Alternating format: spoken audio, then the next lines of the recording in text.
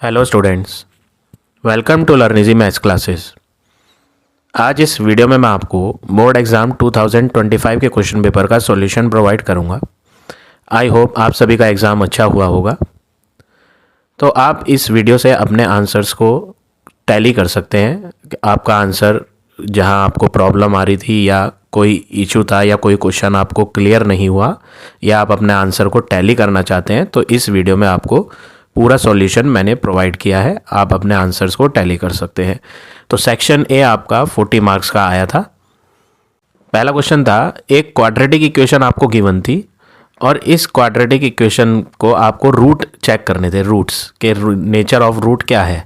तो nature of root के लिए हमें डिस्क्रिमिनेंट फाइंड करना होता है। डिस्क्रिमिनेंट की वैल्यू फॉर्मूले से फाइंड करते हैं, B square minus 4ac formula होता है। तो यहाँ पर आपको डिस्क्रिमिनेंट का फार्मूला यूज़ करके -17 आंसर आना था, वो फाइंड करना था।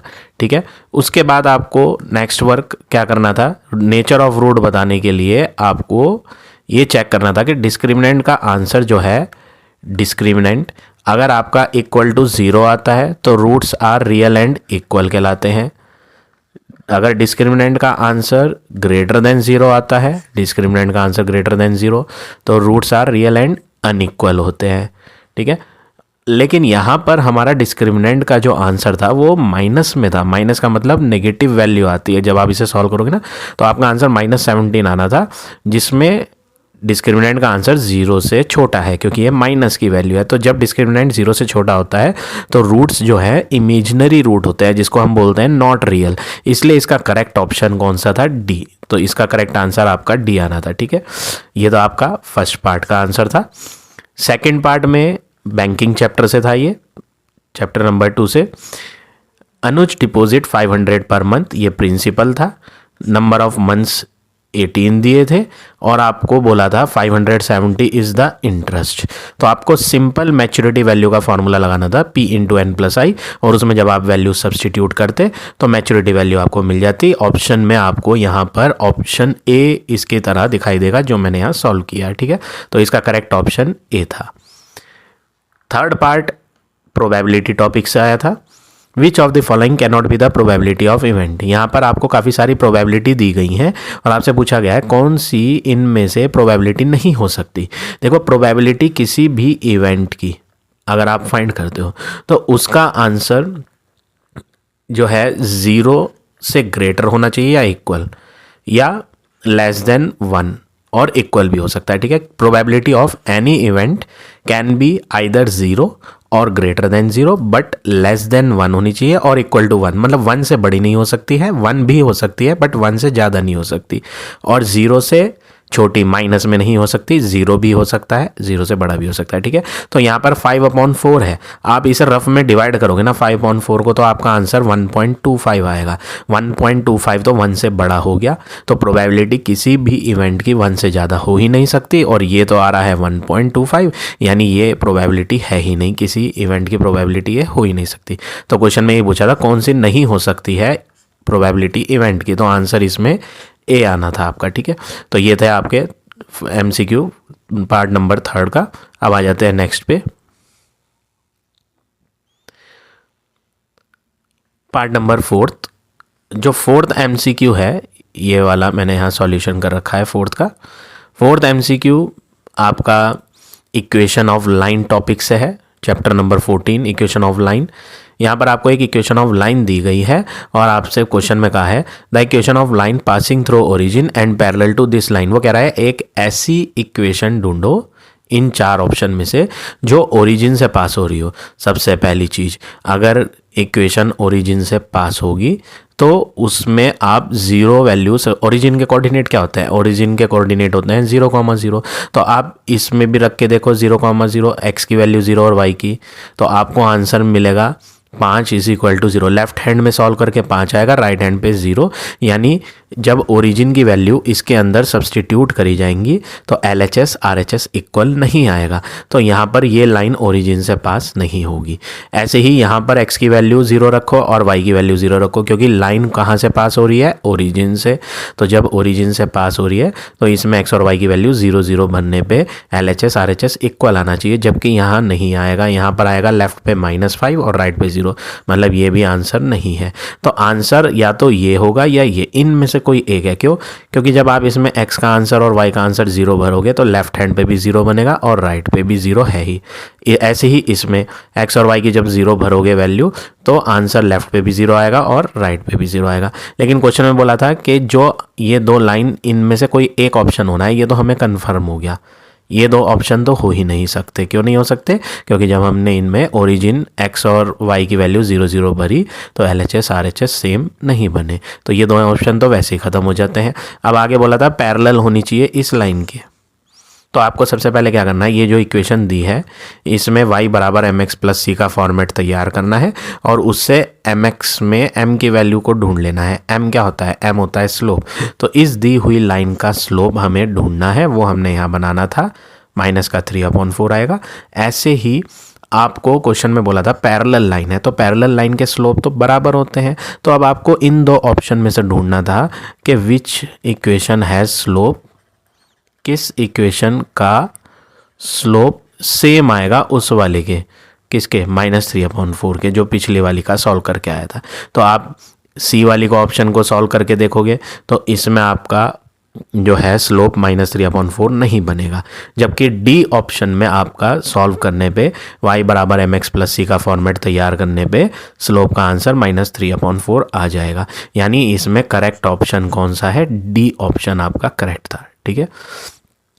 पार्ट नंबर 5 मैट्रिक्स टॉपिक से था। ए स्क्वायर का आंसर पूछा था, सिंपल क्वेश्चन है। ए स्क्वायर का मतलब होता है ए की मल्टीप्लाई ए से, तो आपको यहाँ दो मैट्रिसेस ए सेम लेनी थी और मल्टीप्लाई करना था, तो आपका इसका करेक्ट ऑप्शन सी आना था। ठीक है। अब आ जाते हैं पार्ट नंबर 6 पे। सर्कल्स टॉपिक से है पार्ट नंबर 6। यहाँ पर आपको फिगर दी थी और क्वेश्चन में कहा था ACD ये जो है ये 120 है और आपको AEC का आंसर फाइंड करना है कि ये AEC कितना आएगा। देखो सबसे पहले आपको क्या करना था, यहाँ पे लीनियर पेयर से ये 60 फाइंड करना था। ठीक है। लीनियर पेयर से 60 फाइंड करने के बाद इस ट्राइंगल के अंदर की दो साइड इक्वल है, तो ये दो एंगल्स आपस में इक्वल हो जाएंगे, क्योंकि angle opposite to equal sides are equal. फिर दोनों को आपस में x मान ले और एंगल सम प्रॉपर्टी यूज़ करें और आप इन दोनों के आंसर्स को फाइंड कर लें। ये आंसर आपका आना था, मैंने यहाँ फाइंड करके दिखा रखा है 60, तो ये आंसर 60 आना था। फिर उसके बाद ये साइक्लिक क्वाड्रिलेटरल लेना था आपको। ये एक साइक्लिक क्वाड्रिलेटरल है, आमने सामने के एंगल्स का जो सम होता है वो 180 होता है। वो प्रॉपर्टी यूज़ करके AEC का आंसर आपका 120 आ जाता। तो करेक्ट ऑप्शन इसमें ऑप्शन नंबर डी था। अब आ जाते हैं नेक्स्ट पर।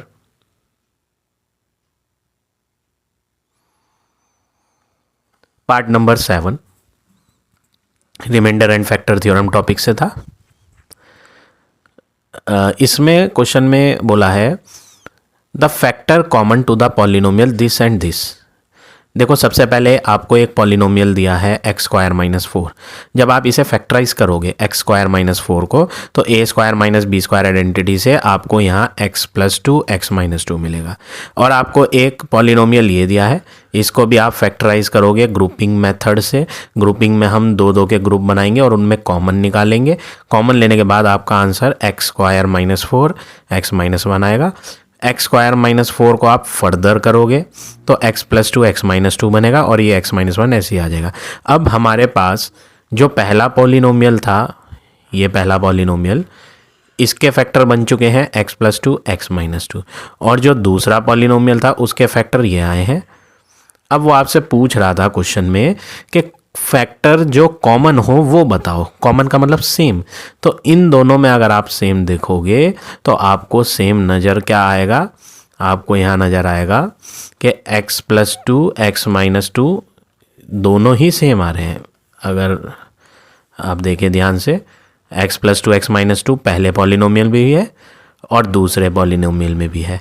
तो ऑप्शन आपका जो है ऐसा कोई दिया ही नहीं यहाँ पे। एक्चुअली में करेक्ट ऑप्शन सी और डी दोनों है, लेकिन क्योंकि ये क्वेश्चन एरर है तो जिन बच्चों ने इसको अटेम्प्ट किया होगा, चाहे उन्होंने आंसर x+1 लिखा हो, चाहे उन्होंने आंसर x-1 लिखा हो, क्योंकि ये क्वेश्चन में ही एरर है। अगर आपने इसका सॉल्यूशन किया है, चाहे वो गलत ही किया हो, क्वेश्चन गलत होने की वजह से सब बच्चों को मार्क्स अवार्ड किए जाएंगे। इसमें ऐसे क्वेश्चन में सबको मार्क्स दिए जाते हैं जो क्वेश्चन में गलती होती है, ठीक है।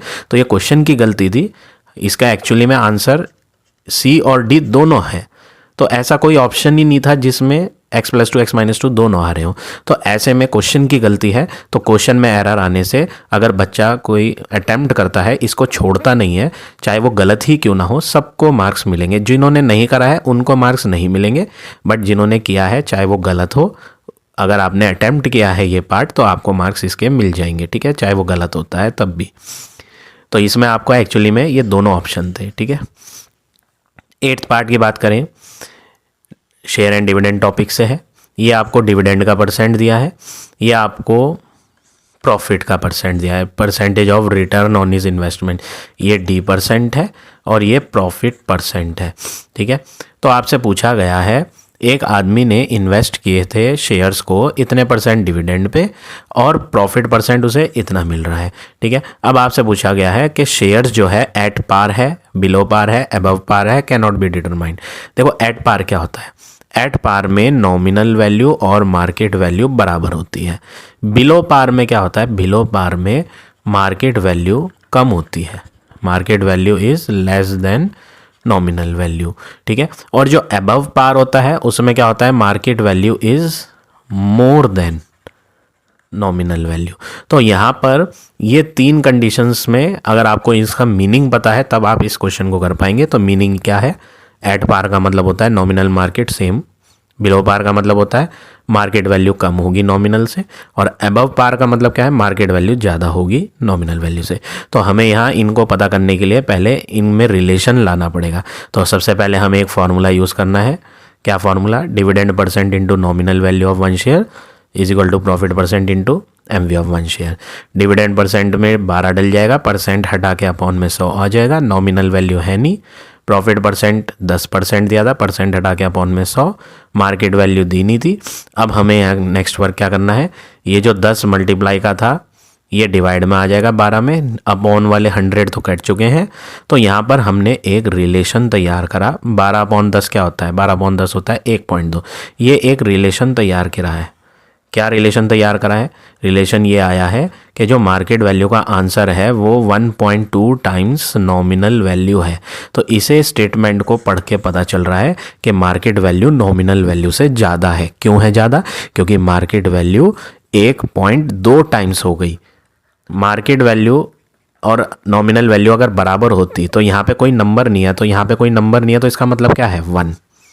जिस अल्फ़ाबेट में, जिस लिटरल में कोई नंबर ना हो, आपने छोटी क्लासेस में पढ़ा हुआ है, सपोज करो x लिखा है तो इसके साथ कोई नंबर नहीं है तो एक्चुअली में 1x पढ़ा जाता है। ऐसे ही ये नॉमिनल वैल्यू के साथ अगर कुछ नहीं होगा तो 1 होगा, लेकिन यहाँ पर नॉमिनल वैल्यू के साथ क्या है, 1.2 मतलब 1 से बड़ा है। तो मार्केट वैल्यू का जो आंसर आया वो 1.2 टाइम्स नॉमिनल वैल्यू आया, यानी मार्केट वैल्यू बड़ी है।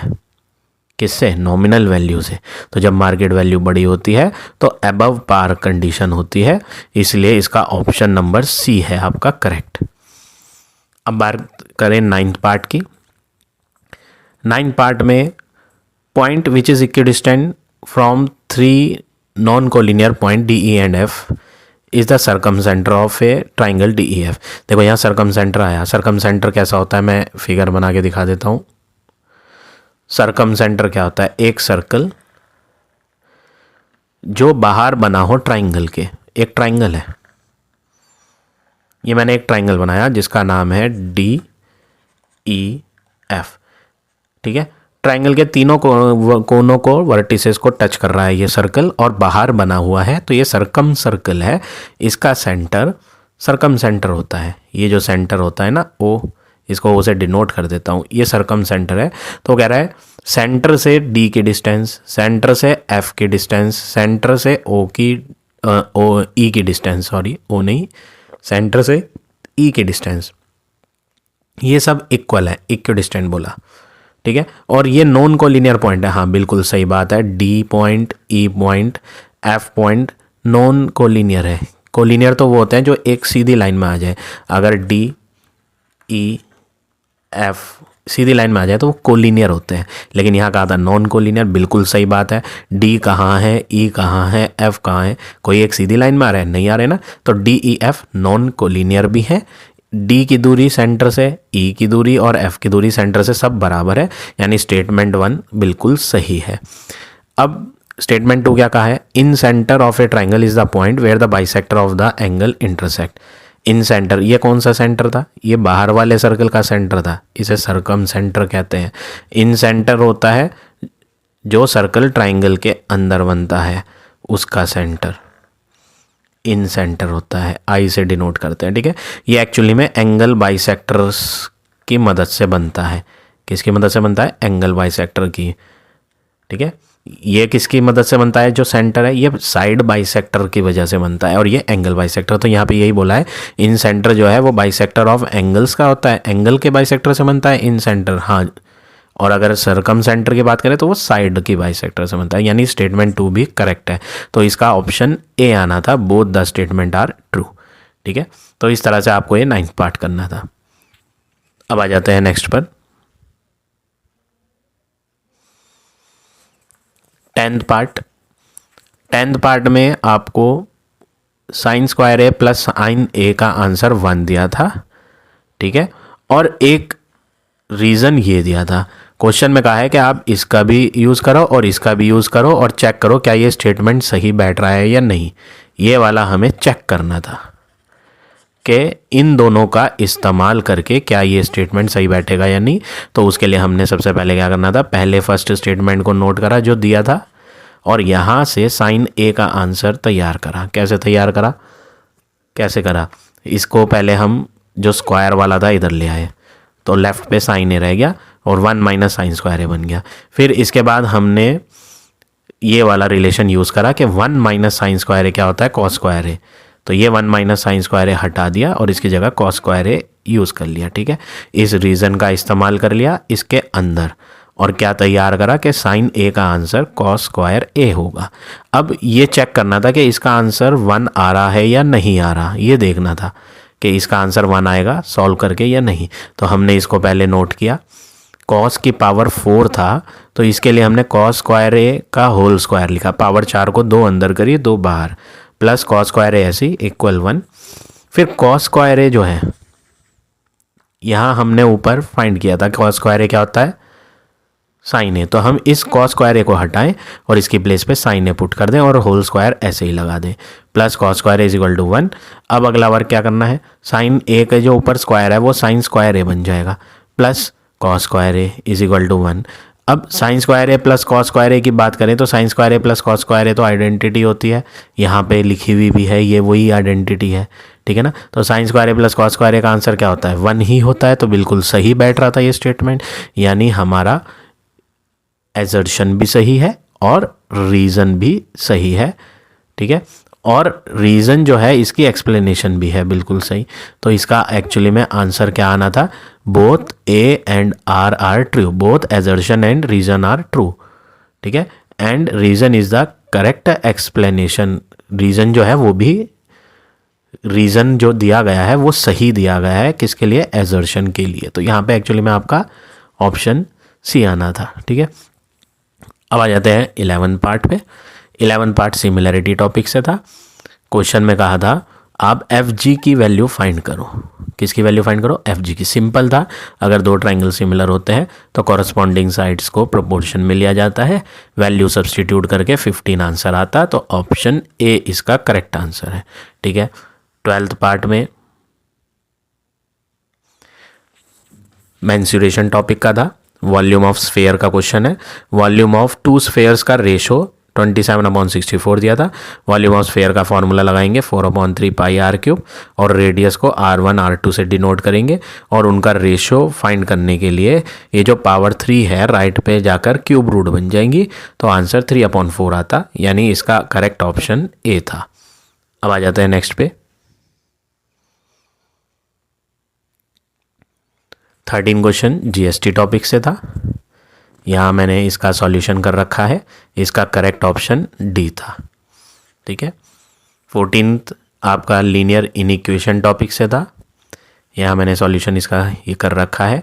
यहाँ पर आपका आंसर आना था option number A, correct answer इसका ये है। 15th में एजर्शन में लिखा है the mean of 9 natural number is 4.5। अगर आप 9 नेचुरल नंबर का मीन खुद फाइंड करके देखोगे, मीन क्या होता है, sum of observation upon number of observation. तो ये ऊपर मैंने सम लिया है और अपॉन के नीचे नंबर लिया है, ठीक है ना। Sum of observation upon number of observation फॉर्मूले से हम यहाँ मीन फाइंड करके देखें तो आंसर 5 आएगा। किसका आंसर, मीन का आंसर 5। तो एजर्शन में मीन कह रहा है कि 4.5 है, यानी एजर्शन ही क्या है, फॉल्स है। तो पहला स्टेटमेंट तो गलत हो गया क्योंकि एजर्शन को ट्रू कहा गया। Both A and R are true, इसमें भी एजर्शन को ट्रू कहा गया है। Both A and R are true, इसमें भी एजर्शन को ट्रू कहा गया है। तो सोचने की जरूरत नहीं, ये सारे ऑप्शन गलत है। एक ही करेक्ट ऑप्शन है, कौन सा, बी। तो इसका आंसर आपका बी आना था। ठीक है। अब आ जाते हैं नेक्स्ट पर। Question number 2 quadratic equation topic से था। यहाँ पर हमें क्वाड्रेटिक इक्वेशन को सॉल्व करना था फॉर्मूले से। Quadratic formula x is equal to -b plus minus under root B square minus 4ac upon 2a, जिसमें सारी वैल्यू सब्सटीट्यूट करी जाएंगी और सॉल्व किया जाएगा। तो रूट 57 का आंसर हमने up to 3 decimal place find किया, यहाँ मैंने कर रखा है। और फाइनली जो यहाँ 3 सिग्निफिकेंट फिगर मांगा गया है वो बिल्कुल लास्ट में करना था, जो हमारा फाइनल सॉल्यूशन आना था। तो उसमें हमने सिग्निफिकेंट फिगर में राउंड ऑफ करके यहाँ लिख दिया। सिग्निफिकेंट फिगर क्या होती हैं, स्टार्टिंग से गिननी थी 1 2 3, ये 3 सिग्निफिकेंट फिगर है। अगली वैल्यू 7 है जो 5 से बड़ी है, तो 3.14 हो जाएगा। और इसकी बात करें तो इसमें 3 सिग्निफिकेंट फिगर शुरू से नहीं गिनेंगे। ये जो 0 है ना, शुरू में 0 का कोई मीनिंग नहीं होता, हमें यहाँ से गिननी थी 6 3 7, ये 3 सिग्निफिकेंट फिगर हो गई। अगली वाली 5 से छोटी थी, तो पिछली वैल्यू में इंक्रीज नहीं होना था। आंसर आएगा माइनस का 0.637। तो ये था आपका सेकेंड के फर्स्ट का सॉल्यूशन। अब आते हैं नेक्स्ट पर।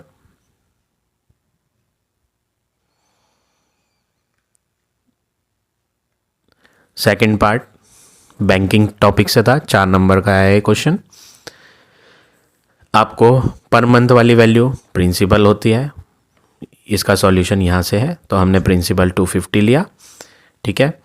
टाइम दिया था 3 इयर्स, जिसको हमने मंथ में कन्वर्ट करा और 36 इंस्टॉलमेंट्स बनी। मैच्योरिटी वैल्यू आपको क्वेश्चन में दी थी। MV वर्ड के नीचे MV का फॉर्मूला P/N+I यूज़ किया और रेट की वैल्यू जो नहीं पता थी वो फाइंड करी। तो पहला पार्ट तो रेट फाइंड करना था, वो आ चुका, ठीक है। दूसरे पार्ट में क्या कहा गया था, how much more interest Mrs Roy will receive. Mrs Roy को कितना मोर इंटरेस्ट, एक्स्ट्रा इंटरेस्ट मिलेगा अगर वो डिपॉजिट करें 50 रुपये और हर महीने। पिछली बार प्रिंसिपल जो था वो 250 था, वो हर महीने 250 रुपये जमा करती थी। इस बार प्रिंसिपल वो कह रहा है 250 नहीं करना, 50 रुपये और लिए जाए, 300 लिए जाए। रेट ऑफ इंटरेस्ट वही लिया जाए, क्वेश्चन में कहा है same rate of interest. Time भी सेम लिया जाए, नंबर ऑफ मंथ भी सेम लिए जाए। तो वो पूछ रहा है how much more interest she will receive. तो यहाँ सारी बात इंटरेस्ट की पूछी गई है, तो इंटरेस्ट का फॉर्मूला लगाएंगे और आप न्यू इंटरेस्ट बना लेंगे। न्यू इंटरेस्ट जो आएगा 1332, ठीक है। अब पुराना वाला इंटरेस्ट हमें क्वेश्चन में तो दिया नहीं था कहीं, ना हमने बनाया था। तो हमने यहाँ अर्लियर मैच्योरिटी वैल्यू जो दी थी क्वेश्चन में, मैच्योरिटी वैल्यू, उसका इस्तेमाल किया। MV का फॉर्मूला P/N+I लगाया और इक्वल में उसकी वैल्यू। प्रिंसिपल भी पता था, पिछला वाला 250, यहाँ नया वाला नहीं लेना क्योंकि यहाँ पे मैच्योरिटी वैल्यू पिछली वाली है, तो प्रिंसिपल भी पिछला वाला लिया जाएगा। टाइम 36 है, इंटरेस्ट पता करेंगे तो इस बार इंटरेस्ट आएगा 1110 रुपये, ठीक है, एक 1 यहाँ थोड़ा सा मिसप्रिंट हो गया है, 1110 ये आएगा, ठीक है। अब दोनों इंटरेस्ट को माइनस कर लेंगे तो पता चल जाएगा इस बार इंटरेस्ट कितना फालतू मिला। देखो ये वाला इंटरेस्ट कौन सा आया, ये तो इंटरेस्ट पिछला वाला था। इस बार का इंटरेस्ट जब प्रिंसिपल 300 लिया था तो ज़्यादा आया था, तो कितना ज़्यादा आया वो माइनस करके आना था। 222 आंसर था इसका आपका फाइनल। अब आ जाते हैं नेक्स्ट पर। थर्ड क्वेश्चन सिमिलैरिटी टॉपिक का था। क्वेश्चन में कहा गया था कि आप पहले दो ट्रायंगल्स को सिमिलर प्रूव करो, तो ये मैंने इसका सॉल्यूशन यहाँ करके दिखा रखा है। एक एंगल कॉमन होना था और एक 90 डिग्री के एंगल थे, तो ए क्राइटेरियन से दोनों ट्रायंगल सिमिलर हो जाते। फिर उसके बाद कॉरस्पॉन्डिंग साइड्स को प्रोपोर्शन में लिया जाएगा।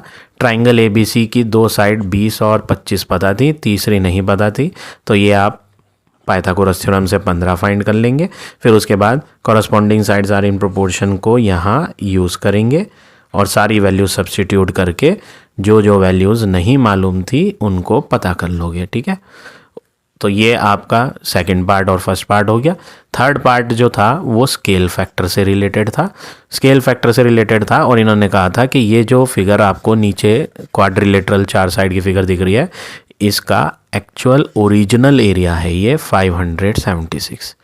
ये क्या है, ओरिजिनल एरिया 576, इसका ओरिजिनल एरिया। तो यहाँ पर स्केल फैक्टर निकालने के लिए आपको दो एरिया की ज़रूरत पड़ेगी। एक तो पड़ेगी एक्चुअल एरिया की और एक होता है मॉडल एरिया। दोनों में फ़र्क क्या होता है? एक्चुअल एरिया वो होता है जो रियल लाइफ में होता है, उस फील्ड का, जो आपकी फील्ड है उसका रियल लाइफ में एक्चुअली में असली में एरिया क्या है, ठीक है। मॉडल एरिया क्या होता है? मॉडल एरिया होता है ड्राइंग का एरिया। ड्राइंग का, आप कोई घर बना रहे हो, कंस्ट्रक्शन कर रहे हो, तो पहले आपको ना जो है उसका नक्शा बनवाना पड़ता है, उसकी ड्राइंग बनती है कि क्या साइज़ होगा रूम का, ठीक है ना, रूम का, बाथरूम का, हर चीज़ का, लॉबी का जो साइज़ होता है, डायमेंशंस प्रॉपर एक ड्राइंग बनाई जाती है पेपर पे, उसको हम बोलते हैं मॉडल, ठीक है ना। तो यहाँ पे मॉडल एरिया की ज़रूरत पड़ती है और एक एक्चुअल एरिया की। एक्चुअल एरिया तो इन्होंने दे रखा था 576, मॉडल एरिया ये ड्राइंग बनी हुई है।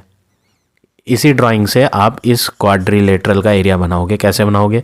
पहले आप इस बड़े ट्राइंगल का एरिया बनाओगे, एरिया ऑफ ट्राइंगल ABC, ये मैंने बना रखा है। फिर आप ये छोटे ट्राइंगल AED का एरिया बनाओगे, ये मैंने यहाँ बना रखा है। बड़े में से छोटे एरिया को माइनस करके नीचे क्वाड्रिलेटरल का एरिया तैयार कर लोगे, ठीक है। अब एक फॉर्मूला होता है, model area is equal to 1/k² times actual area. ये फार्मूला यहाँ यूज़ करना था, ठीक है। और यहाँ से आपको k की वैल्यू फाइंड करनी थी, ठीक है।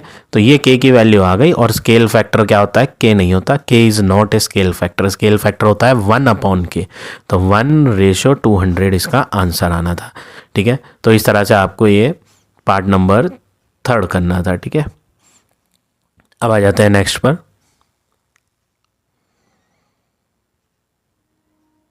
क्वेश्चन नंबर 3 कंस्ट्रक्शन टॉपिक से था। ये मैंने यहाँ बना रखा है। रेडियस इसकी 5.3 अप्रॉक्स, 5.3 या आप कह लें 5.4 भी आ सकती है। इसके नियर बाय आए 5.2, 5.3, 5.4 या 5.5 भी एक बार के लिए चल जाएगी, लेकिन बहुत ज़्यादा डिफरेंस नहीं आना चाहिए, ठीक है। ये मैंने फिगर बना रखी है इसकी। तो इस तरह से आपको ये ड्रॉ करना था क्वेश्चन नंबर 3 का फर्स्ट। अब आ जाते हैं नेक्स्ट पे।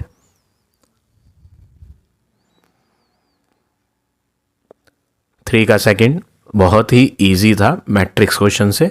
इस बार का क्वेश्चन पेपर वैसे आपका काफ़ी इजी आया है, कुछ भी नहीं था इस मैट्रिक्स के क्वेश्चन में, बहुत ही सिंपल है। A+C फाइंड करना था, तो ये मैंने फाइंड कर रखा है दोनों मैट्रिक्स को ऐड करके।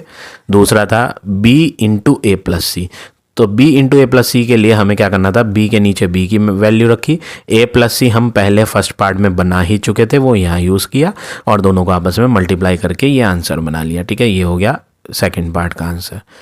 C पार्ट में बोला था 5 टाइम्स B, तो कुछ नहीं करना था, 5 को मैट्रिक्स के बाहर लिख के और B मैट्रिक्स को नोट करना था, फिर 5 की चारों एलिमेंट्स से मल्टीप्लाई करनी थी यहाँ, ठीक है। और जो D पार्ट था उसमें B × A+C -5 भी करना था, जिसमें B × A+C हमें बनाने की ज़रूरत नहीं है, ये हमने ऑलरेडी यहाँ पार्ट नंबर B में फाइंड किया था। ये आंसर यहाँ यूज़ करना था हमें, ये ठीक है। और 5b का आंसर ऊपर बनाया था, वो आंसर यहाँ यूज़ करना था और माइनस करना था, बस इतना वर्क करना था और कुछ नहीं था इसमें। तो ये इसका सॉल्यूशन है पार्ट नंबर सेकंड का। अब आ जाते हैं पार्ट थर्ड पे।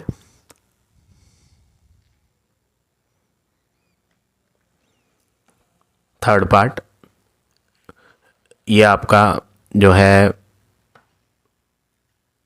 स्लोप वाला क्वेश्चन है। ये यहाँ पर आपको ऑलरेडी एक ग्राफ दिया हुआ था, ठीक है। इसमें कुछ मिस्टेक हो सकता है बच्चों ने की हो। देखो यहाँ पर कहा है write down the coordinate of A B C and D. तो आई होप ये तो सबने कर ही लिया होगा, ग्राफ में से बस वैल्यू रीड करनी थी। तो ए की वैल्यू आनी थी आपकी, ए यहाँ था, एक्स की वैल्यू 3 और वाई की वैल्यू भी 3, बी में आना था 0 -2, सी में आना था -4 -2 और डी में आना था -1 -3। तो ये तो आई होप सबने कर लिया होगा, लेकिन मिस्टेक कहाँ हुई होगी? मिस्टेक अगले पार्ट्स में बच्चों ने की होगी। आप देखो किस तरह से आपने किया था, मैंने यहाँ इसका सॉल्यूशन यहाँ कर रखा है, चेक करें आप। देखो यहाँ पर calculate the coordinate of P the point of intersection of diagonal A C and B D. ये पी पॉइंट फाइंड करना था और फिगर का नाम हेडिंग में पैरेललोग्राम दिया था। तो पैरेललोग्राम की प्रॉपर्टी होती है डायगोनल बाइसेक्ट ईच अदर। वो प्रॉपर्टी यूज़ करके हमें पता चलता है कि ये जो डायगोनल है ये आधा आधा हुआ है, सी पी की लेंथ पी ए की लेंथ बराबर बराबर होगी।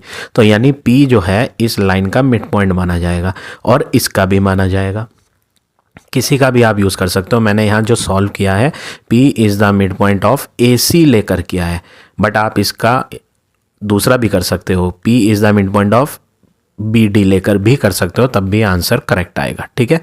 तो मैंने यहाँ मिड पॉइंट फॉर्मूला यूज़ करा है, ए सी का मिड पॉइंट, तो ए और सी के कोऑर्डिनेट का यूज़ करके ये मैंने आंसर तैयार करा, मिड पॉइंट ऑफ P, ठीक है। आपने अगर ग्राफ से कराए तब भी ठीक है। ग्राफ में आपको नज़र आएगा यहाँ पर 0.5, तो ये आना था माइनस का 0.5 कॉमा 0.5। अगर आपने ऐसे लिखा है तो भी ठीक है, ठीक है, लेकिन मार्क्स कट सकते हैं अगर आपने डायरेक्ट लिखा है तो। मैं श्योरिटी से नहीं तो नहीं कह सकता हूँ, बट चेकिंग जो एग्जामिनर कॉपी आपकी चेक करेगा उन पे डिपेंड करता है। वैसे इसमें आपको ये करके दिखाना था वर्क। मैं ऐसा क्यों कह रहा हूँ, अगर आपने डायरेक्ट लिखा है तो हो सकता है, 100% श्योर नहीं हूँ मैं, हो सकता है आपको मार्क्स मिल जाएं या हो सकता है डिडक्ट हो जाएं अगर आपने डायरेक्टली करा हो, क्योंकि यहाँ क्वेश्चन में साफ साफ लिखा है, देखो हाईलाइट भी कर रखा है, बोल्ड में लिख के दिया है। जब बोल्ड में लिख के दिया है आपको साफ साफ उन्होंने हाईलाइट करके कहा है कि आपको कैलकुलेट करना है, आप जो है पूरा करके दिखाएं कि किस तरह से आएगा, सॉल्यूशन करके दिखाना है, डायरेक्टली नहीं लिखना कि आप ग्राफ में से पढ़ दें। कि भाई नर्सरी के बच्चे या छोटी क्लास के बच्चे थोड़ी, या 10th क्लास का है एग्ज़ाम आपका, तो सॉल्यूशन तो प्रोवाइड करना पड़ेगा। यहाँ साफ साफ लिखा है कैलकुलेट, तो आपको ये पूरा करके दिखाना था, ठीक है। अब ये तो आपका हो गया पार्ट नंबर बी का आंसर। सी पार्ट में कहा था find the slope of C B and D A and verify that they represent parallel line. यहाँ भी मिस्टेक हो सकता है, कुछ बच्चों ने करी हो। इसमें आपको फाइंड करने के लिए कहा है, तो फाइंड करना था आपको, किससे फाइंड करना था? फॉर्मूले से, ठीक है ना, फॉर्मूला ही लगाना था। Slope is equal to tan theta से काम नहीं कर सकते आप। कभी आप सोचेंगे ये लाइन इसके एक्स एक्सिस के पैरेलल ले ली जाए और जो है थीटा 0 ले लिया जाए, वो काम नहीं करना था। क्यों नहीं करना था? क्योंकि ये एक्स एक्सिस के पैरेलल है भी या नहीं, ऐसा तो क्वेश्चन में नहीं कहा। क्वेश्चन में कहा होता तो अलग बात थी। तो आपको यहाँ स्लोप ऑफ सी बी और slope of A D find करने के लिए फॉर्मूला ही लगाना था। ये मैंने दोनों फाइंड कर रखे हैं। सी डी का स्लोप भी 0 आएगा, ए डी का स्लोप भी 0 आएगा। अब क्वेश्चन में कहा था वेरीफाई करो कि ये पैरेलल लाइन है, तो हमने यहाँ लिखा है both the slopes are equal, इसलिए लाइन पैरेलल है। क्योंकि ये पैरेलल लाइन की प्रॉपर्टी होती है कि अगर दो लाइन्स के स्लोप इक्वल आते हैं तो वो लाइन्स पैरेलल होती हैं, इसलिए ये पैरेलल है, ठीक है। तो इस तरह से आपको ये करना था। और जो डी पार्ट था इसका, डी पार्ट में बोला था find the equation of A सी। तो इक्वेशन ऑफ ए सी के लिए ए और सी के कोऑर्डिनेट हमारे पास हैं ही, पहले स्लोप तैयार करो, फिर आप इक्वेशन ऑफ लाइन का फॉर्मूला लगा के आंसर फाइंड कर लोगे। तो ये आंसर आना था इसका, ठीक है। तो इस तरह से आपको ये करना था पार्ट नंबर 3। अब आ जाते हैं नेक्स्ट पे, section B, question number 4 linear inequation topic से था। ये मैंने इसका यहाँ सॉल्यूशन पूरा कर रखा है और नंबर लाइन भी ड्रॉ कर रखी है। यहाँ हो सकता है आपने मिस्टेक करी हो। देखो यहाँ पर आना था x is less than 8 whole 1/3। 8 whole 1/3 क्या होता है? 8 होल 1/3 का मतलब होता है बिटवीन 8 एंड 9। तो 8 और 9 के बीच में लिखा है मैंने, ठीक है। अपॉन में क्या था? 3। तो 8 और 9 के बीच में 8 यहाँ है, 9 यहाँ है। 8 और 9 के बीच में 3 डिवीज़न बनाने के लिए 2 मार्क लगेंगे, तो इसके अपने आप 3 हिस्से हो जाएंगे, ठीक है। देखो 3 हिस्से हो गए 8 और 9 के बीच में 2 निशान लगाने से। और ऊपर वाला 1 डिनोट कर रहा है, ये जो ऊपर का 1 है, कि हमें पहले मार्क पे हाईलाइट करना था। तो यहाँ देखो मैंने पहले मार्क पे ही सर्कल बना रखा है, लेकिन ये सर्कल कलर्ड नहीं करना था जैसे मैंने यहाँ पूरा कलर्ड कर रखा है। क्यों नहीं?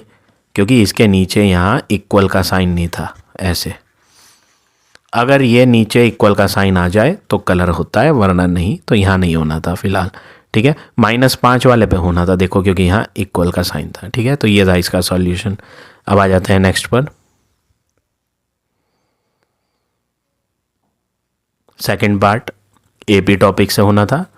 यहाँ मैंने पूरा इसका सॉल्यूशन कर रखा है। सम का फॉर्मूला 2 मेथड से लग सकता है। Sum of n terms of AP Sn is equal to n/2 bracket 2a plus n-1 into d, या दूसरा फॉर्मूला होता है Sn is equal to n/2 bracket a plus l। l होता है लास्ट टर्म, जो कि यहाँ इस क्वेश्चन में दिया गया था। तो मैंने दोनों मेथड से करके दिखाया है। देखो ये रहा एक मेथड और ये वाला दूसरा मेथड है। दोनों मेथड करेक्ट हैं, जो सा मर्जी आपने अगर यूज़ किया है दोनों करेक्ट माने जाएंगे, ठीक है। तो ये इसका सेकेंड का सॉल्यूशन है। अब आ जाते हैं नेक्स्ट पर।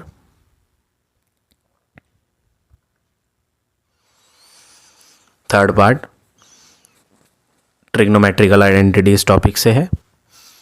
सबसे पहले कॉट और टेन को चेंज करके साइन और कॉस के टर्म्स में करना था। फिर उसके बाद यहाँ एलसीएम लेके सॉल्व करना था। ये मैंने यहाँ एलसीएम लेके सॉल्व किया है, ठीक है। और नीचे ना एक आइडेंटिटी लगनी थी यहाँ डिनोमिनेटर में। क्या आइडेंटिटी? एलजेब्रिकल आइडेंटिटी है ये। a³ plus b³ is equal to a plus B, a² plus b² minus ab। ये आइडेंटिटी मैंने यहाँ यूज़ करी है, देखो ये, ठीक है। ये आइडेंटिटी है यहाँ।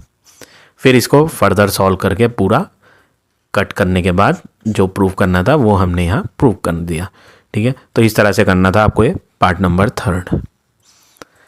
अब आ जाते हैं नेक्स्ट पर।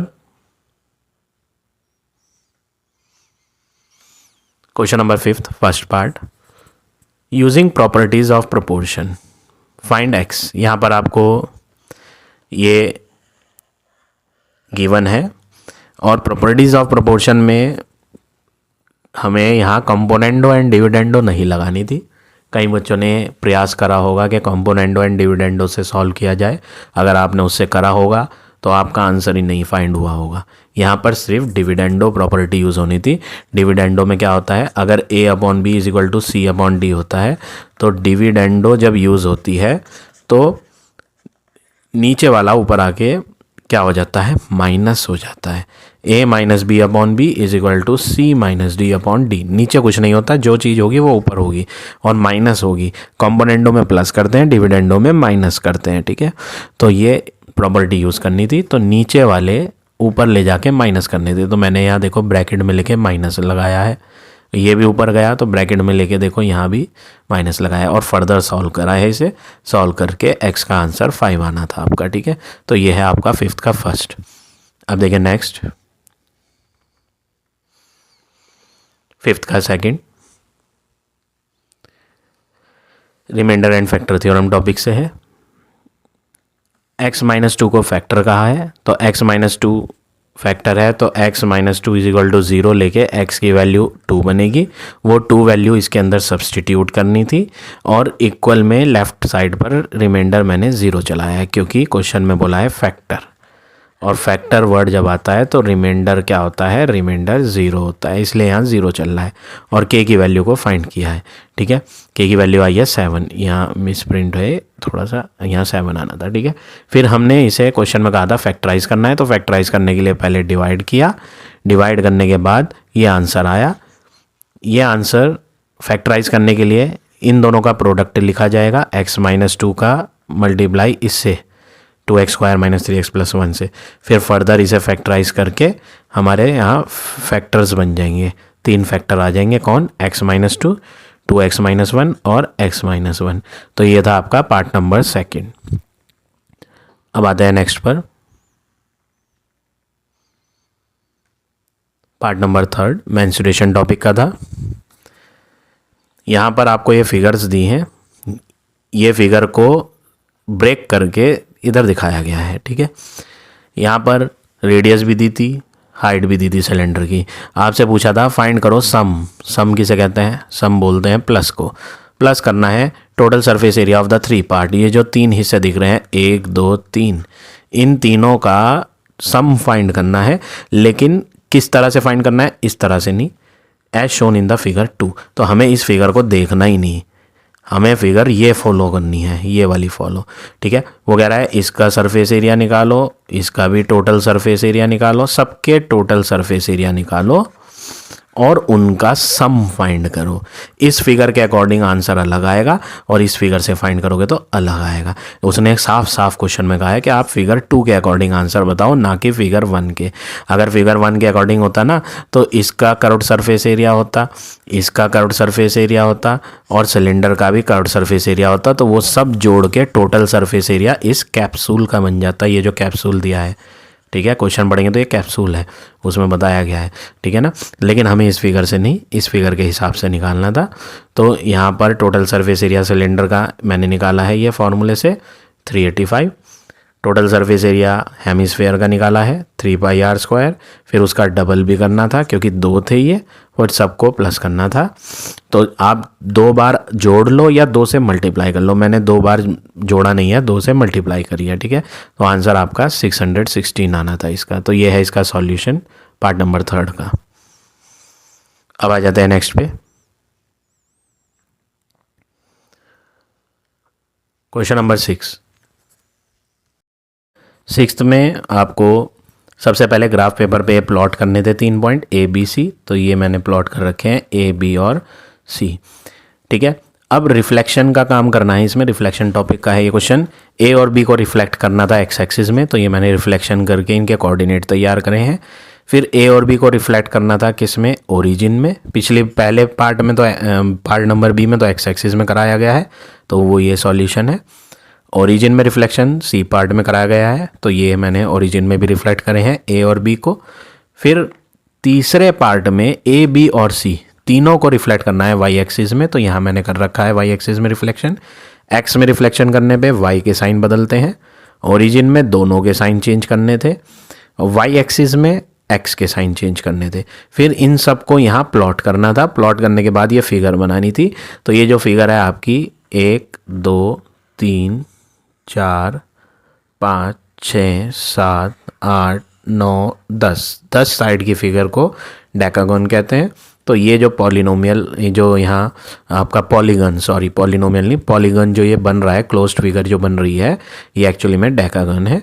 तो इसका पार्ट नंबर E का आंसर डेकागन आना था। तो ये है आपका 6 का फर्स्ट। अब देखिए सेकंड पार्ट,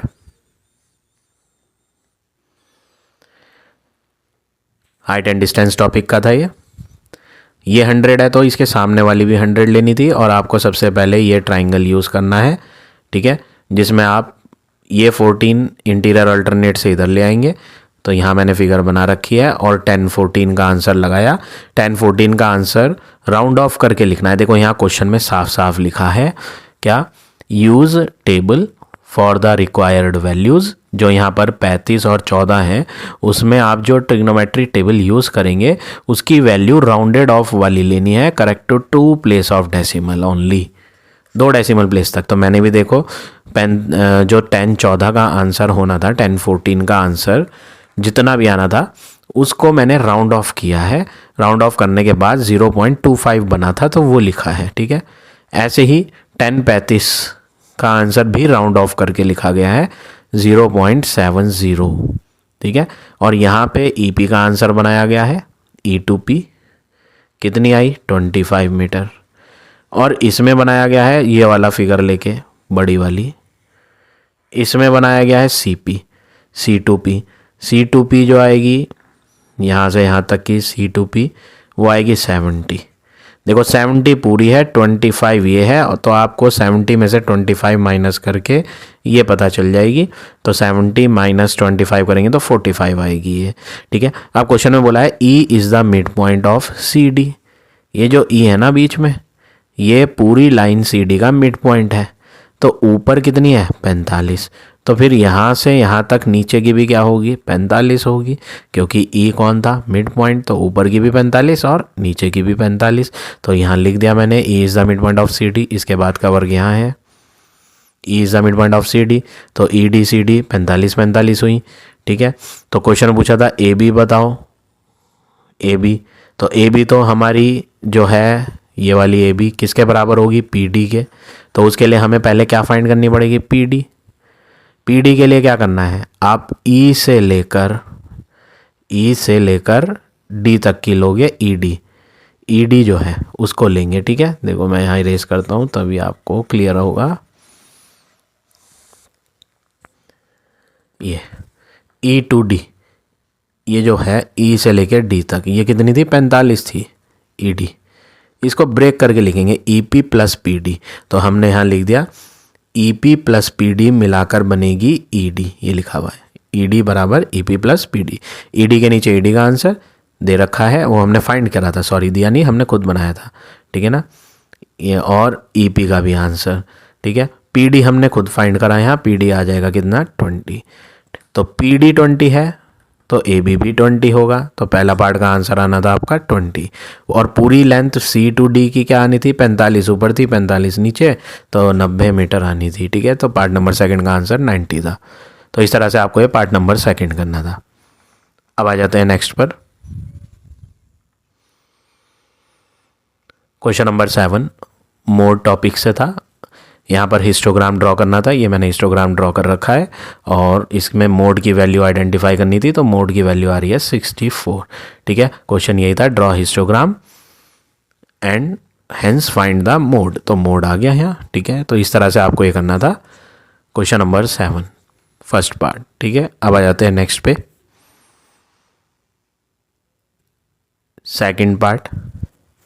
सेकंड पार्ट में यहाँ ये ग्राफ दिया है आपको, ये जो P है ये x एक्सिस के ऊपर आ रहा है, और कितनी दूर आ रहा है ओरिजिन से 5 दूर। तो x की वैल्यू तो इसमें हो गई 5 और y की वैल्यू इसमें होगी 0। तो कोऑर्डिनेट ऑफ P हो गया 5,0, क्योंकि ये x वाली लाइन है जो 5 यूनिट लिखी है, तो ये P पॉइंट 5 यूनिट दूर है, तो x की वैल्यू यहाँ 5 होगी। ये y एक्सिस थी, और यहाँ पे साफ साफ क्वेश्चन में दिया था 3 यूनिट, ये 3 है, क्वेश्चन में दिया है कि ये कितना है 3। तो y एक्सिस ये नीचे की तरफ जा रही है, ओरिजिन के नीचे वाली जो y एक्सिस होती है वो नेगेटिव वैल्यू पे होती है। तो q पर y की वैल्यू -3 होगी और x 0 होगा, x 0 लिया जाएगा, क्योंकि कोई भी पॉइंट y वाली लाइन में आता है, पॉइंट ऑन y एक्सिस में x की वैल्यू 0 होती है। ठीक है, और y की वैल्यू यहाँ 3 यूनिट लेनी थी, तो कई बच्चों ने गलती क्या करी होगी, वो प्लस की 3 लेके बैठ गए होंगे। अरे भैया y एक्सिस अगर ऊपर वाली होती, ऊपर की साइड की, तो वो प्लस की होती है, तो नीचे की है ना, तो आपका माइनस होना था। ठीक है, फिर हमें स्लोप ऑफ PQ बनाना था। स्लोप ऑफ PQ के बाद वो कह रहा था RS 90 बन रहा है ना, परपेंडिकुलर है किसके PQ के, तो PQ का स्लोप हमने यहाँ बना लिया था। परपेंडिकुलर लाइन में स्लोप का फार्मूला होता है m1 इंटू m2 -1, उससे हम m2 की वैल्यू पता करेंगे। m2 किसका स्लोप हो जाएगा, जो ये परपेंडिकुलर लाइन है किसके ऊपर PQ के ऊपर, RS परपेंडिकुलर थी तो RS का स्लोप आ गया। फिर इक्वेशन ऑफ लाइन बना लेंगे, RS कहाँ से निकल के जा रही थी, ओरिजिन से, तो पासिंग पॉइंट ओरिजिन ले लिया जाएगा और इक्वेशन बन जाएगी। तो ये है आपका पार्ट नंबर सेकंड। अब आ जाते हैं नेक्स्ट पे, थर्ड पार्ट GST टॉपिक से आया है। यहाँ पर आपको एक टेबल दी थी, क्वेश्चन की हेडिंग में बोला था ये एक बिल है, कस्टमर ने इस बिल के 2,000 रुपये दिए हैं, round off to nearest 10। Round off to nearest 10 का मतलब क्या होता है, सपोज उसके 529 रुपये बने थे बिल के, तो उसने क्या करा, राउंड ऑफ टू नियरेस्ट 10 का मतलब होता है 529 ना देके 530 दिए हैं। 1 रुपये की बात थी तो 1 रुपये ऐसी हो गया। ठीक है ना, अगर उसके आते 523 तो राउंड ऑफ टू नियरेस्ट 10 में वो क्या देता, 530 ना देता, 520 देता। ठीक है ना। ये वैल्यू जो है ये 5 से बड़ी होती है तो पीछे बढ़ जाता है, जैसे यहाँ थी देखो 9 थी, 5 से बढ़ी है तो पीछे बढ़ गया। ये 5 से छोटी है तो पीछे बढ़ा नहीं, 520 लिखा गया। ठीक है, तो उसका बिल कितने का बना था वो हमें पता नहीं, लेकिन उसने कितने रुपए दिए थे, 2000 रुपये दिए थे, ऐसा क्वेश्चन में कहा गया है। अब क्वेश्चन में एक नोट डला हुआ है, नोट में लिखा है कि 5% डिस्काउंट उन्हीं आर्टिकल्स पे लिया जाए अगर वो 10 या उससे ज़्यादा मात्रा में खरीदे गए हैं। देखो क्वांटिटी लिखी है ना, क्वांटिटी, ये 10 या उससे ज़्यादा तो है नहीं, यानी आर्टिकल ए में डिस्काउंट की वैल्यू मैंने कुछ नहीं ली। क्यों नहीं ली? क्योंकि क्वेश्चन की हेडिंग में नोट डला हुआ था कि 5% डिस्काउंट एप्लीकेबल तभी होगा जब आर्टिकल 10 या उससे अधिक खरीदे जाएं। तो यहाँ पे 10 से ज़्यादा थे, किसमें? बी वाले में। तो देखो मैंने बी में 5% डिस्काउंट लिखा है जबकि ए में नहीं लिखा क्वेश्चन के अकॉर्डिंग। ठीक है ना। अब MRP 190 दी, डिस्काउंट इसमें है ही नहीं, तो कॉस्ट ऑफ वन आर्टिकल क्या हो गई? 190। क्वांटिटी कितनी है आर्टिकल की? 6, तो 190 को 6 से मल्टीप्लाई करके सबकी कीमत 1140 बनाई। दूसरे सामान में MRP 50 थी। ठीक है, खरीदे कितने थे? 12, 10 से ज़्यादा खरीदे थे तो इसलिए इसमें लगा डिस्काउंट। 5% डिस्काउंट है तो कॉस्ट बनाने के लिए 5% की छूट है तो 5% छोड़ दिए जाए। 100% में से 5% छोड़ दिया जाए तो 95% होता है। 95% के लिए अपॉन 100 इंटू MRP कितनी थी? 50, और पता कर लिया कि जो 50 वाली चीज़ थी वो कितने की पड़ रही थी? 47.5 की पड़ रही थी। ठीक है, खरीदी कितनी थी? 12, तो ये तो एक के रेट आए, इसको मल्टीप्लाई 12 से करके 570 रुपये बने। ठीक है, अब टोटल GST निकालेंगे आर्टिकल ए पे। देखो दोनों आर्टिकल पे GST अलग अलग है, एक पे 12% है और एक पे 18। तो आर्टिकल ए की GST 12%, परसेंट हटा के अपॉन में 100 आ जाता है। अब GST किस पर लगती है? सेलिंग प्राइस पे। सेलिंग प्राइस पहले की कितनी थी? 1140, और उस पे GST कितनी लगी? 136.8 रुपये। दूसरे की GST 18% थी, तो GST ऑन आर्टिकल बी जो है 18%, परसेंट हटा के अपॉन में 100। GST कौन सी वैल्यू पर होती है? सेलिंग प्राइस पर, जो कि कितनी है? 570, 102.6 रुपये GST गई। तो टोटल बिल जो बना आर्टिकल ए के सामान के 1140 रुपये, आर्टिकल बी के सामान के 570 रुपये, प्लस दोनों की GST मिलाकर यहाँ ब्रैकेट में लिखी और फाइनली टोटल बना दिया। अब ये आंसर आया है सब कुछ ऐड करने के बाद, GST लेने के बाद भी ये बना 1949, 1949.4।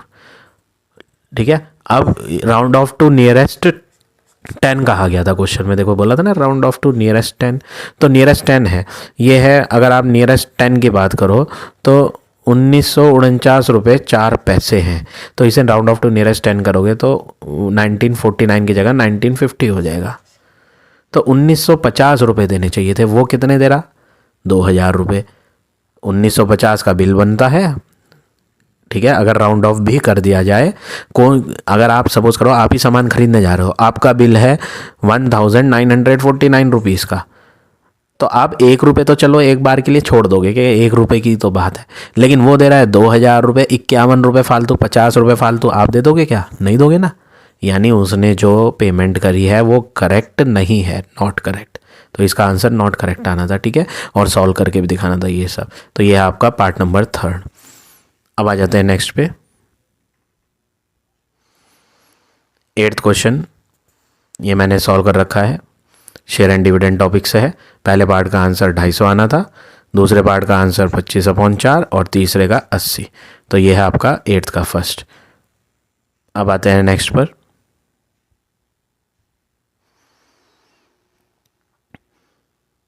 9th। पहले पार्ट में ये टेबल दी है, मीन फाइंड करना है। तो मीन के लिए x f क्वेश्चन में दिया था, f into x direct method लगाया। क्वेश्चन में कोई मेथड नहीं था, अगर आप पढ़ोगे ना तो हेडिंग में कहीं नहीं लिखा कौन से मेथड से मीन निकाला जाए, बस ये कहा है कि मीन निकालो nearest whole number.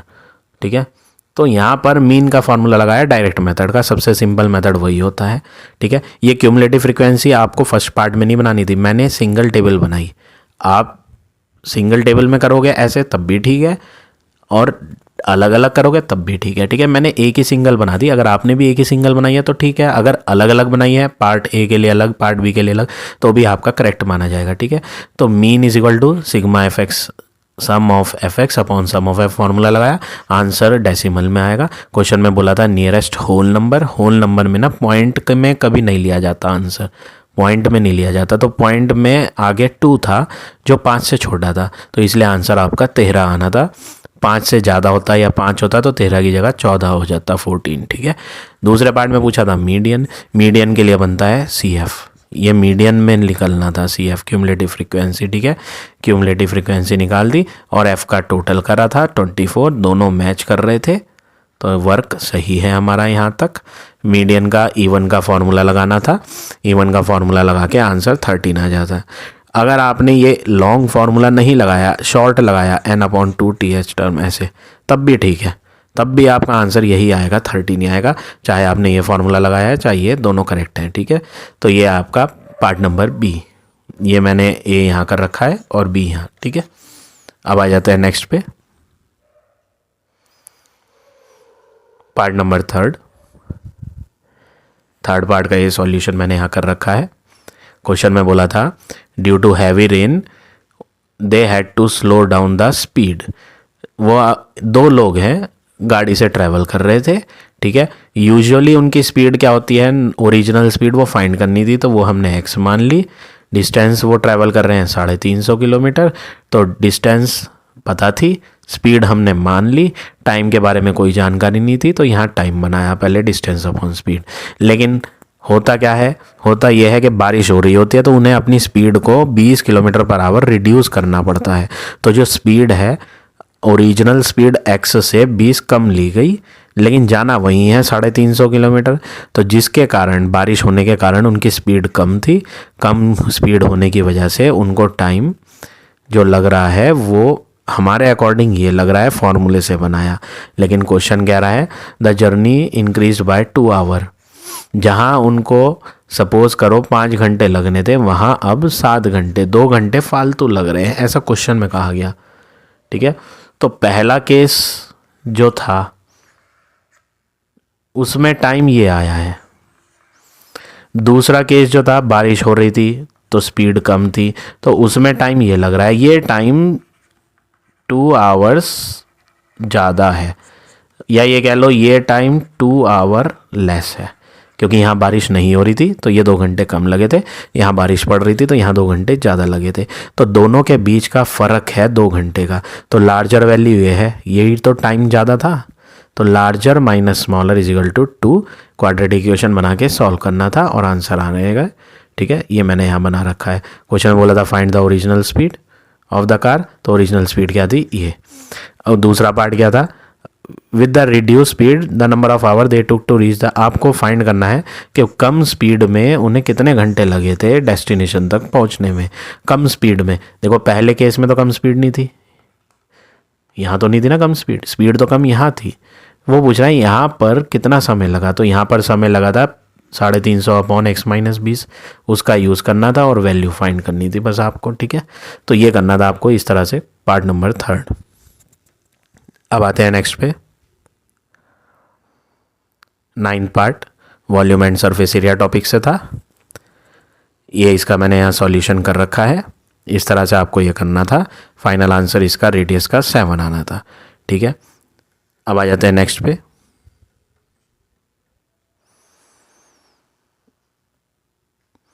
9th second part probability topic से था, बहुत ही सिंपल क्वेश्चन था, ये मैंने यहाँ पूरा सॉल्यूशन कर रखा है इसका। परफेक्ट स्क्वायर कौन कौन से थे, ये थे, तो आंसर आना था 5/30।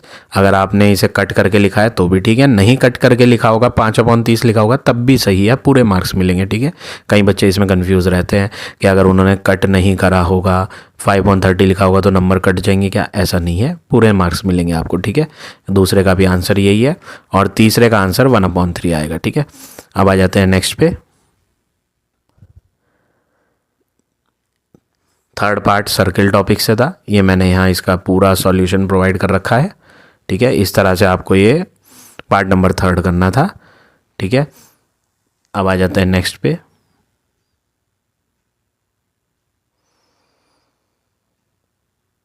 क्वेश्चन नंबर 10 फर्स्ट पार्ट, ये आपका ज्योमेट्रिक प्रोग्रेशन टॉपिक से आया था। यहाँ पर आपको सिंपल फार्मूले लगाकर ही करना था सम का फार्मूला, क्योंकि यहाँ पर रेशो जो है 3 आ रहा था जो कि ग्रेटर देन 1 था। r is greater than 1, r की वैल्यू 1 से बड़ी थी, तो सम का फार्मूला ये यूज़ करना था, ठीक है ना। और आपका आंसर सम का 2548 आता, ठीक है। तो ये है इसका सॉल्यूशन 10 के फर्स्ट का। 10 के सेकंड पे आते हैं।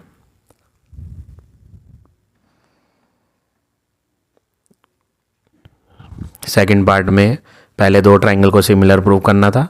किस तरह से प्रूव करना था, आपको जो है ये सबसे पहले कौन कौन से ट्रायंगल हैं, PTR,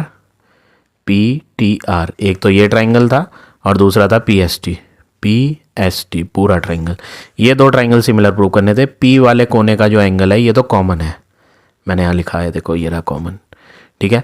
दूसरा कॉर्ड और टेंजेंट के बीच का जो एंगल होता है ये वाला एंगल कॉर्ड से सरकमफ्रेंस पे बनने वाले एंगल के इक्वल होता है, इसे बोलते हैं angle in the alternate segment, ये मैंने यहाँ लिख रखा है, ठीक है। और ए क्राइटेरियन से दोनों ट्रायंगल सिमिलर हो जाएंगे। फिर corresponding sides are in proportion करके ये बन जाएगा जो प्रूव करना है, और उसी स्टेटमेंट का यूज़ करके पार्ट नंबर 3 आ जाएगा आपका, ठीक है। अब देखिए नेक्स्ट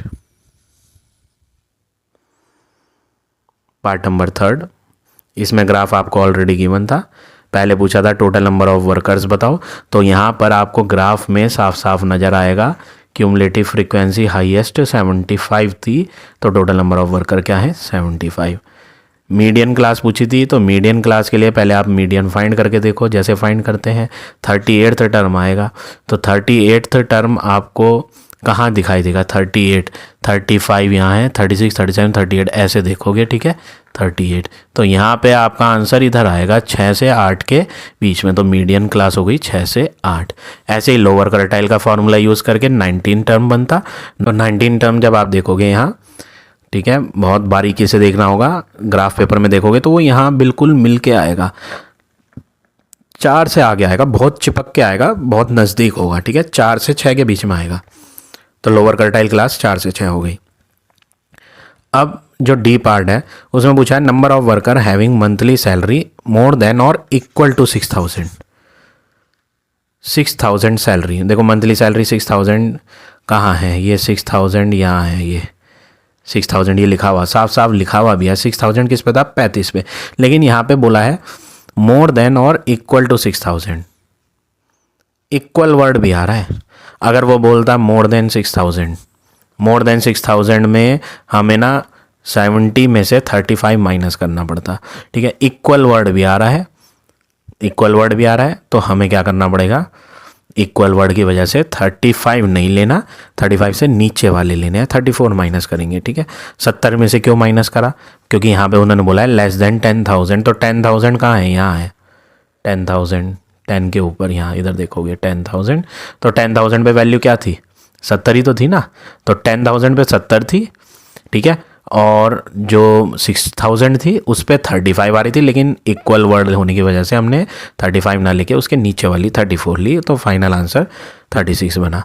तो इस तरह से आपको ये पार्ट नंबर 3 करना पड़ेगा, ठीक है। अगर आपने 35 भी माइनस करा होगा तो भी आपका कंसिडर हो जाएगा, 70 माइनस 35 अगर आपने करा है तो भी ठीक होगा, ठीक है ना। ऐसी कोई जो है ऐसा नहीं है कि कंसिडर नहीं होगा, अप्रॉक्स वैल्यू होती है, ये एग्जैक्ट वैल्यू नहीं होती, ठीक है ना। तो एक आध का डिफरेंस चलता है, तो इस तरह से आपको ये पार्ट नंबर 3 करना था। सो आई होप ये वीडियो आपके लिए यूज़फुल रहा होगा। तो अगर वीडियो पसंद आया है तो लाइक, कमेंट और शेयर ज़रूर करें।